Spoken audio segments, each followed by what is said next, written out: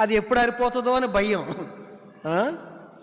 అది ఆరిపోయినా పర్వాలేదు, నీ ఆత్మదీపం ఆరిపోకుండా చూసుకో, అది ముఖ్యం.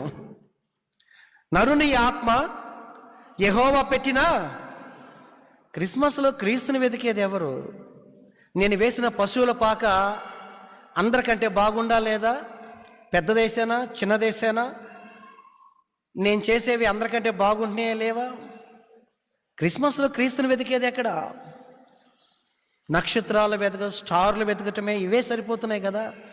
ఎంత పెద్ద నక్షత్రాన్ని పెట్టి నువ్వు దేవుని వెతుకుతున్నావో ఆలోచించేయి. దేవుని వెతికేవారు లేరు, ఇది సత్యము. ఆయన వెతకటంలా నశించిన పాపి దేవుణ్ణి వెతకలేడు, రక్షకుడిని వెతకలేడు. కానీ రక్షకుడే పాపిని వెతుకుచూ లోకంలోకి వచ్చాడు.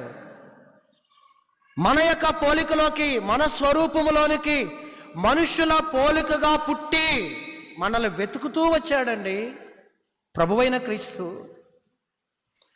దావీదు పట్టణమందు నేడు రక్షకుడు మీ కొరకు పుట్టి ఉన్నాడు, మీ కొరకు వచ్చాడు, మీ కొరకు వచ్చాడు, మీ కొరకు పుట్టాడు.